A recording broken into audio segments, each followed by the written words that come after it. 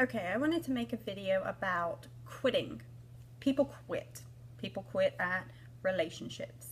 People quit at the gym. People quit on healthy eating. People quit on New Year's resolutions. People quit on all kinds of stuff. That's just people. That's who we are. That's what we do. Um, the reason I want to do this is I think it's important for you to understand quitting in this business, why people quit, how to handle it when somebody that you sponsored or somebody on your team quits, and how to inoculate yourself against quititis, because it's going to knock on your door. You're going to want to quit at some point. I have times where I want to quit.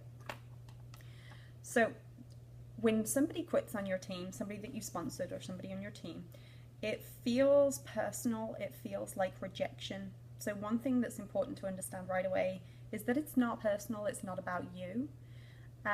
It's about them. They've got stuff going on personally that has taken them out of the game.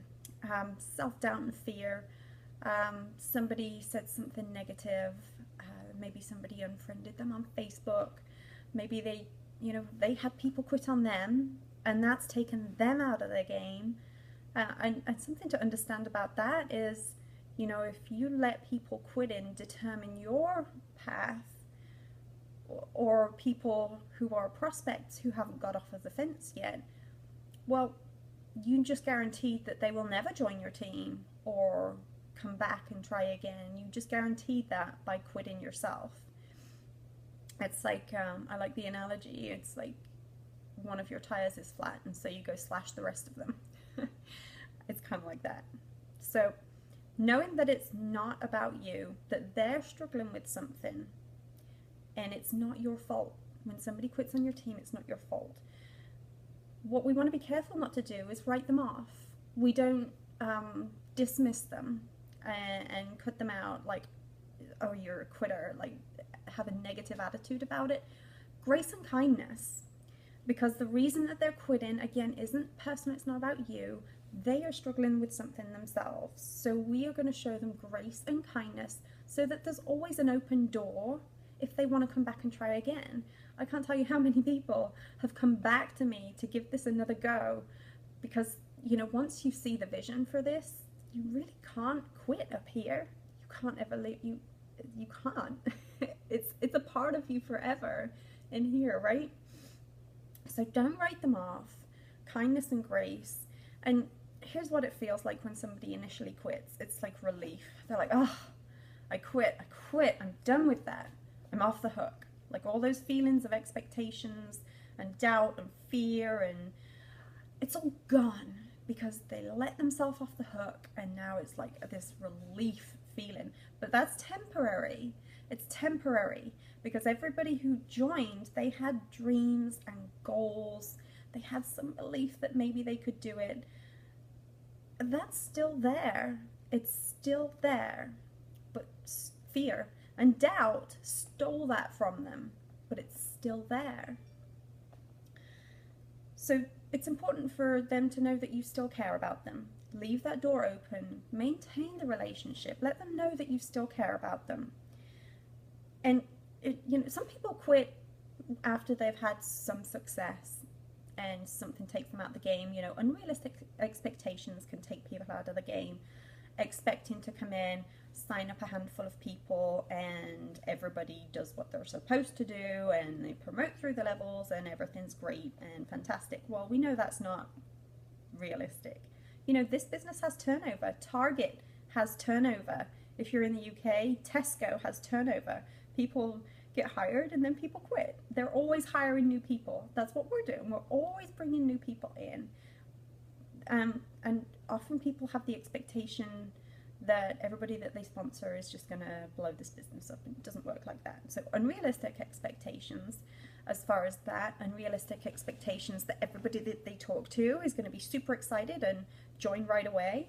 Unrealistic expectations that they will make a few posts on Facebook and everybody will be excited and order and join, not realizing that follow-up is a huge part of this. So unrealistic expectations takes people out of the game.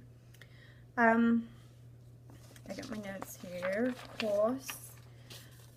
And that's one of the reasons that I like to equip people, new people, with the file that's in Rapstar's file section called New to MLM. The official name of it is actually Pitfalls of Network Marketing, because when people understand what some of the pitfalls are, they can avoid those potholes, those landmines. So that's something that you can share with your new team members to help inoculate them against the things that would take them out of the game. When you know what to expect, you can avoid the pitfall. So on realizing that it's not about you, like I hear that all the time. Don't you hear that all the time? When I realized it wasn't about me, what does that mean? Realizing that it's not about you shifts your focus onto what the blessing in your hands is for other people. That's your job, is to share this blessing with other people. It's not just about how far you can advance and how much money you can make. It's about the lives that you can change by doing that. And so think about it this way. If you quit, that person that you meet at the kiddie park a month from now, 6 months from now, who's struggling to pay the bills, can't figure out how she's going to make it out of her circumstances, drowning in debt, just struggling, praying every night for a solution. If you quit, you don't have a gift to share with her. You know, think about this. How many people in the last week have crossed your path? How many people has God put in your path that need this? And He's put them in front of you because it's your job to connect them with the solution to their problems. And you quit, or you're too scared. It's not about you. Does that make sense? Not about you. And what next? Hold on a second. Last page. So we want to inoculate you against quitting, because you don't want to quit, right? You've got dreams and goals. You don't want to quit. It might feel easier to quit now, but I'm telling you, when you look back in a year's time, 5 years' time, 10 years' time, you're going to kick yourself in the pants for quitting. Promise you that. So know what your goal is. What do you want to achieve? Is it Ruby, $600 a month? Will that make a big difference? Is it bigger than that?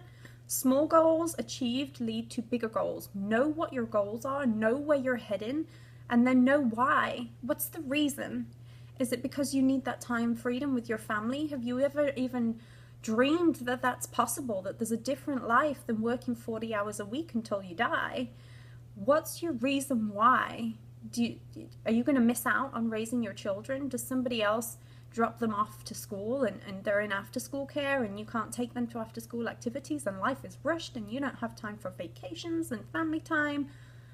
Get connected with the reason that you're doing this, because you don't want to quit on that reason. That's why you want to be connected with that. And here's an important one. Decide right now what you want your future self to do when you hit a bump in the road, when you hit a bump, when you hit a slump, because I promise you that will happen. It has happened to me over and over and over. Decide right now what you want your future self to do. Write yourself a letter and tell yourself what you want to do when you hit that point. And then commit to it. Commit to the consistency of the daily activity that's going to take you in the direction of your goals. Commit to doing it even when you don't feel like doing it. Would you no-show to your job because you had a fight with your husband? Would you no-show to your job because you're kind of tired today?